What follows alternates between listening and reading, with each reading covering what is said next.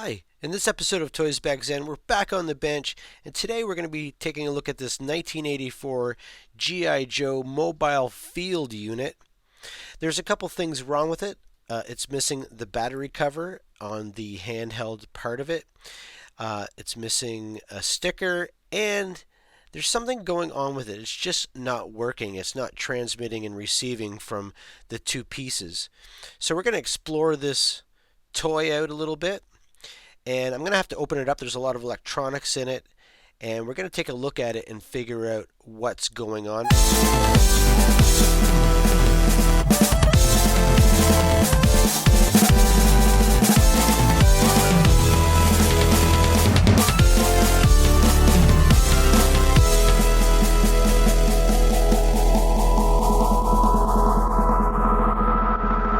You can see here we've got a couple buttons on both units, and one is for a signal and the other one is just an on-off volume button. You can tell it's a little dirty. We'll have to clean that.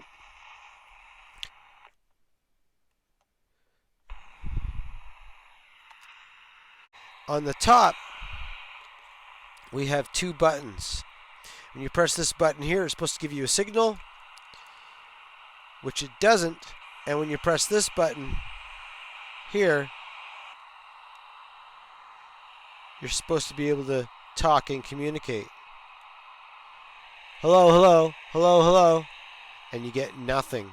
So we got to figure out what's going on electronically.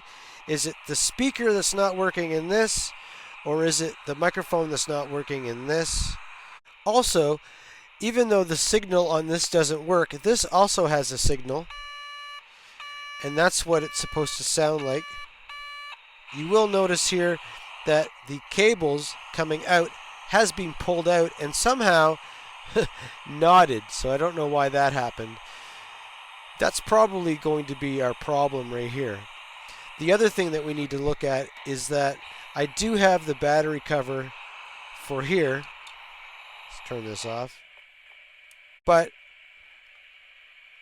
on the transmitter, or the phone portion of it, it is missing. So I would like to make one for this.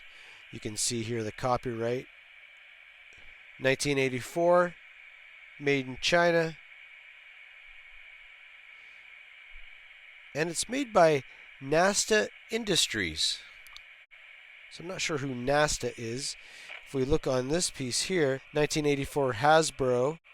We've got a tag here in the back. The tag on the back of the phone is not there, but I'm sure it was probably the same thing. Maybe we can make one. Apparently this device complies with FCC, and the model number is number 30008. Okay, so 9-volt battery, not only in this piece, but also in this piece too. So let's get this thing apart and see what's wrong with it.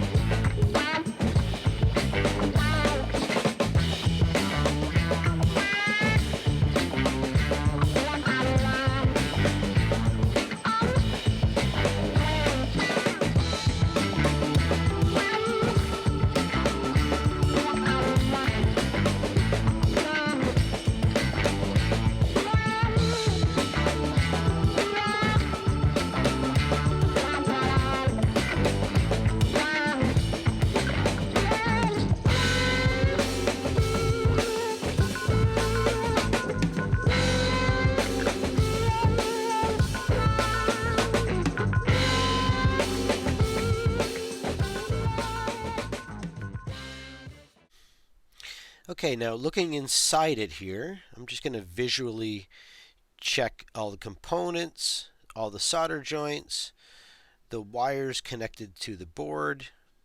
You can see here that I think that knot in the cord is supposed to act as a strain relief. I think it was just taken out when it was taken apart before. You can tell somebody took it apart and they just didn't put it back in properly, so we'll put that back in when we put the two halves back together. So I'm just going to check all of the wires from each point and make sure that they have the continuity. There's also a contact here for the signal, and we're going to make sure we clean that, so we'll do that. We'll also clean this pot. It was a little dirty, so we'll get some contact cleaner and get in there and clean it. This circuit board is also held in there with two smaller screws than the ones that hold the unit together, so I'm going to get rid of those, and so we can pull the board off and check all the solder joints on the other side. Make sure there's no cold solder joints, no broken traces, no burn marks, anything like that that visually can show up when something could be wrong with the unit. So let's open this up here and I'll visually look at it, and I'm just keeping an eye on everything, making sure I can remember how to put this thing back together. There is a wire that's connected to the antenna, so we want to make sure that we don't pull that off. I need to get this knob off. You can see this other knob doesn't actually do anything. It's just molded into the plastic, been mushroomed on the inside, so it's not connected to anything. So that doesn't do anything. So see if we can just pull it out. There we go. You can see how that was connected there. There's the knob.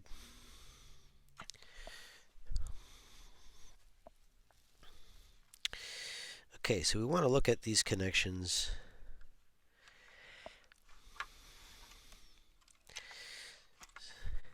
Here.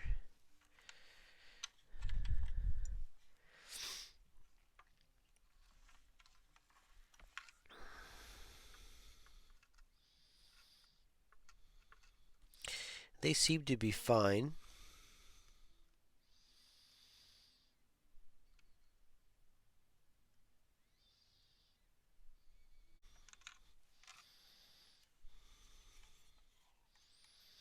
Let's take this apart and then we'll check continuity between the wires here to make sure that there's no break in the wire.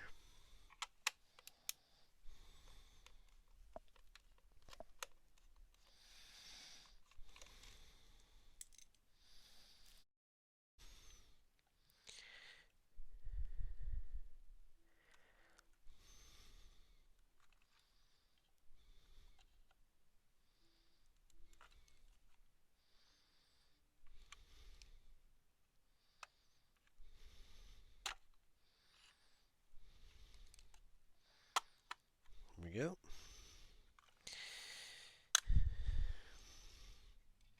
If you look on this tester, if you put it on continuity or ohms for resistance, we have continuity here, and that just gives you a sound to tell you that electricity can flow from one side to the other. So let's check the continuity of all of these wires. Good. Let's go from here, the speaker,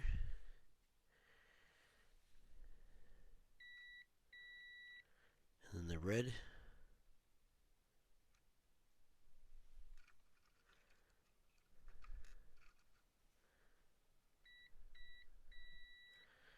Microphone.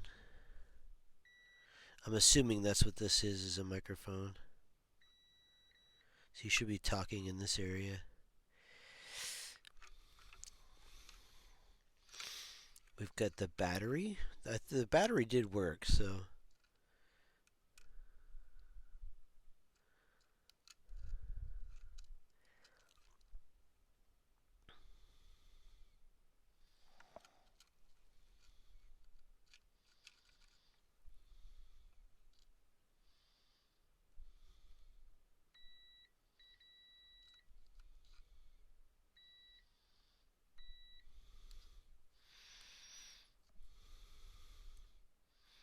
Let's go to the button.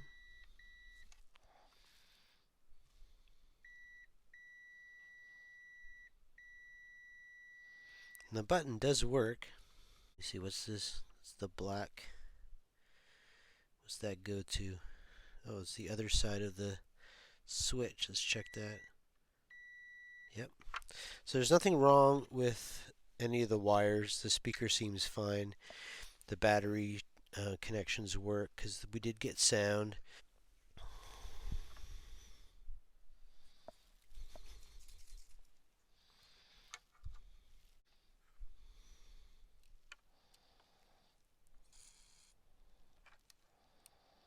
There's a little hole on the top of the pot right here. Hard to tell to get into, but it is there. Try to spray some cleaner in there.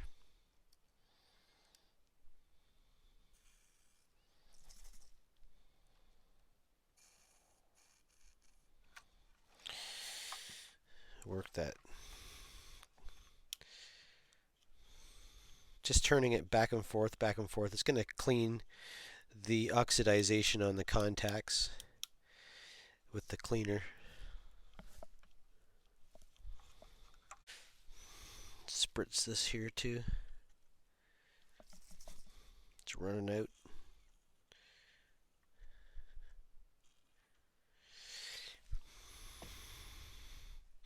So visually this thing looks pretty good.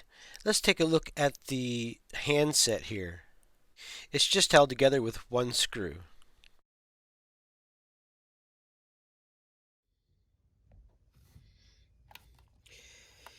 So this unit seems to be fine. I did test the capacitors in there. They're fine. So everything is good with this unit, I think. So the problem might be with this unit where it's not transmitting or receiving any of the signal. So I'm thinking it could be this. And I did notice that a wire here seemed like it was wedged in between these two pieces at one time because it looks like it's been sandwiched. So maybe the person tried to fix this when it wasn't working back in the 80s. The sticker's gone, the battery cover's gone. They probably took the battery cover off and then lost it. So let's take this apart and see what we find. And hopefully this is the problem. I'm just looking for visual issues right now, and then using my multimeter to see if I can fix anything that's shorted, or I can check all the wires to see if there's any shorts or anything like that. I do know that they're both getting power, so I know that there's no problem with the wires coming from the battery. So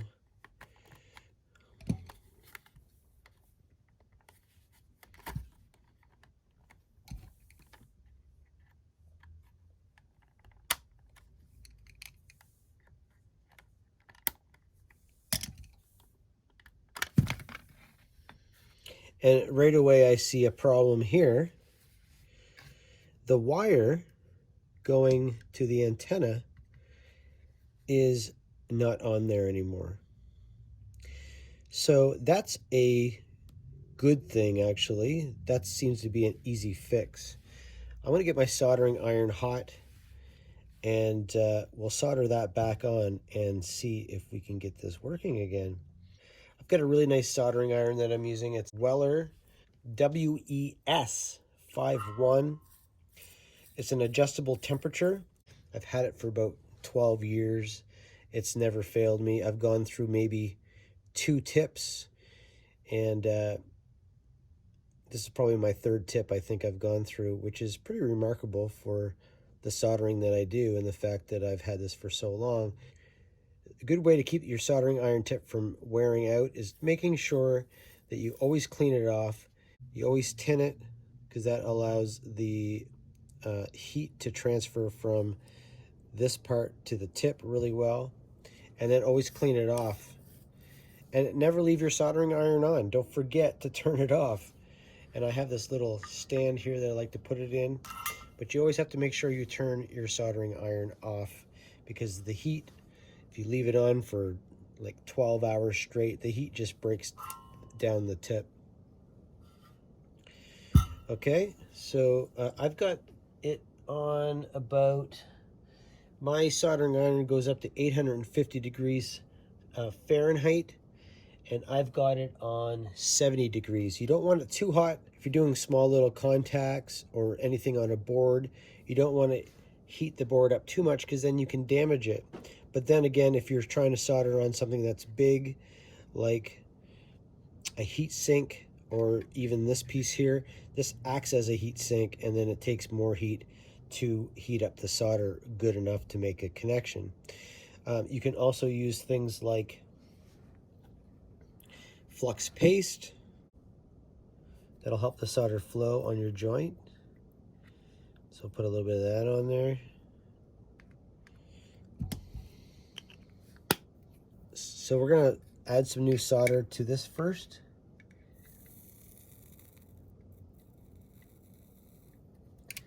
And we've got our wire. If the wire is in bad shape, or if it's really dirty, then my suggestion is to cut that off and then take a wire stripper and strip a little bit of the insulation off. That way you get a good clean wire. Otherwise the wire could have a hard time soldering to whatever you're soldering it to. So there you go, it's connected there. Okay, let's put it back together and then we'll test it and see if it works.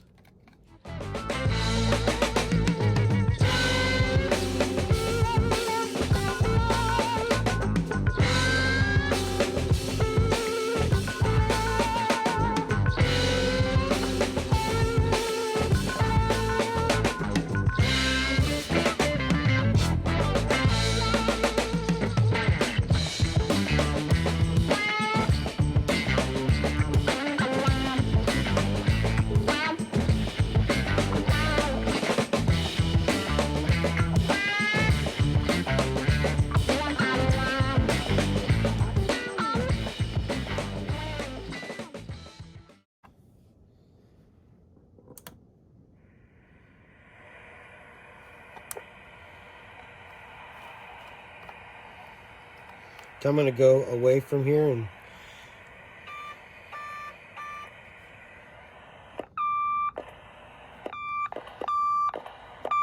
there you go.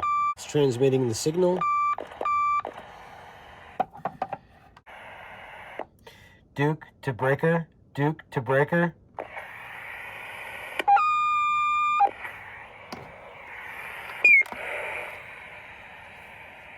Breaker here.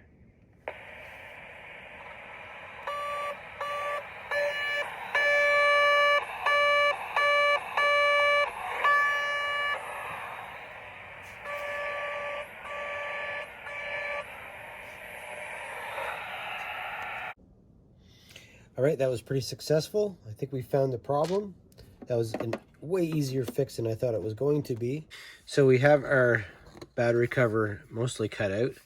Here's the original one. It was a little bit sloppy. I just wanted to kind of get an idea of how I was going to make it. So I just started cutting, and I knew that this wasn't going to be the last time I did this anyway, so I did a second one. I just wanted to check how to get the styrene to bend. I've tried bending it before, and I don't find it that easy to actually bend, and I always find that when you put it back in the hot water, it goes back to the way it was before. So, and then I have this piece. So I'm going to give you some measurements here of what I've come up with. And these are about 1 millimeter too big, just so that you can fit everything perfectly, sand things down with a little bit of finishing. So we've got 34 millimeters and 54 millimeters for the large cover, and then 13 millimeters wide for the bendy part, which is what I came up with here. I tried to make another piece go this way so that I could glue it securely onto the bottom, but I couldn't get it to do that without it breaking. Perhaps I could use maybe some thinner styrene, and that would have worked better. But I think I have an idea and a way to do this, so we're going to do that right now. I'm going to cut a hole here. I'm going to glue this piece into that hole, and then that should work. It should help. If we put this on here, you can see that, and then that should go in like that, and then close, click. So I need that to be about, need my hole to be about right here.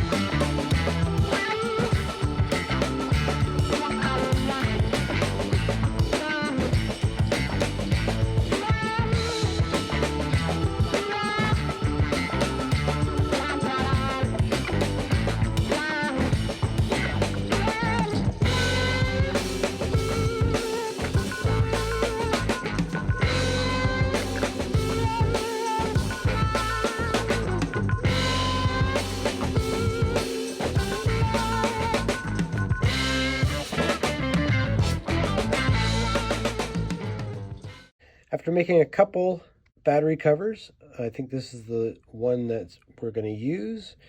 I put a new piece here and kind of made it thicker, and then I cut a hole out here and then inserted that into the hole to make it really strong. Use lots of plastic weld, and then I did remake this because the one I had before was way too short. And instead, you can see all those black marks. Instead of boiling this stuff was not bending very well, and it was actually breaking. I actually used a lighter. And you can use a lighter to bend this stuff really easily, and you can get some really nice bends in it, and it keeps the rigidity and the strength of the plastic. So I remade that. It looked kind of ugly right now, but I'm going to do some final sanding, and I still need to make a piece that fits in here underneath. So when I glue that in here, you're going to get a piece like that and a piece like that. But right now, to check it out and see how it works,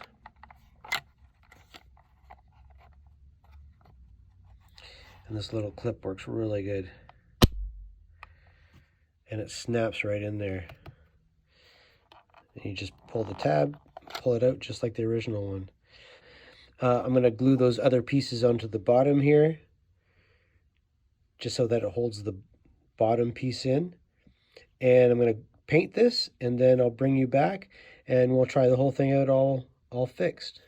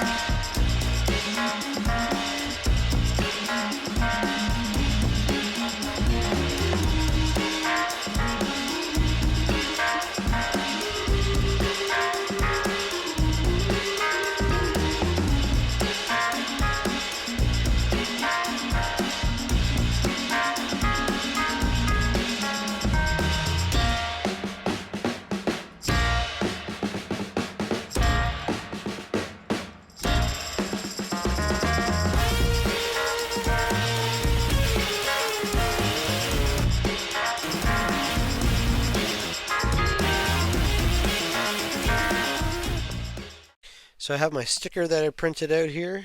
Looks pretty good. It's on some nice glossy paper. Let's put that on the back. I just took a picture of the back of this one here, and then printed it out. It'll make the back look really nice, more complete.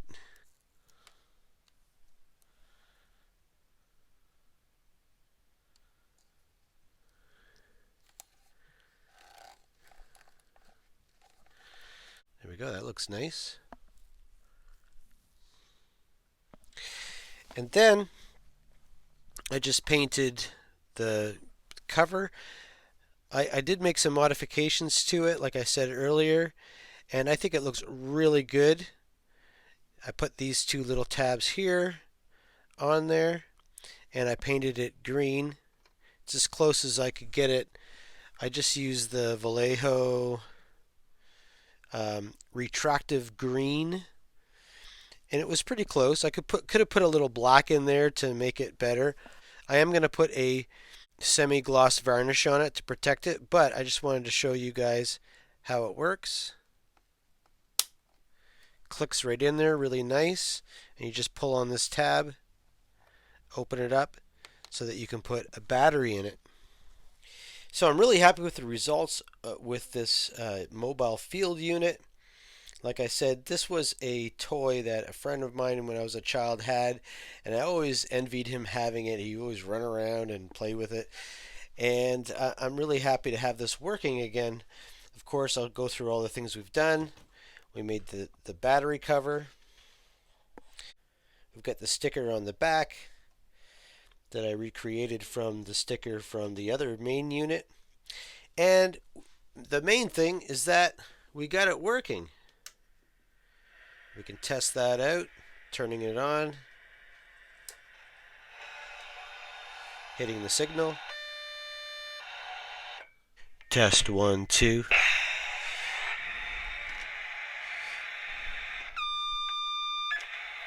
Test 1, 2, test 1, 2.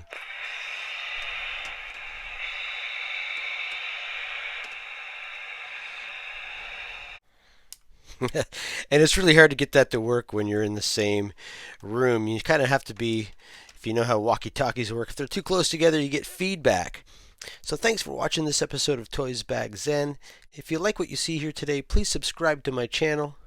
Hit the notification bell for new videos. I try to do one every Friday now. And leave a comment down below and let me know what you think of this toy and this fix. Thanks for watching. See ya.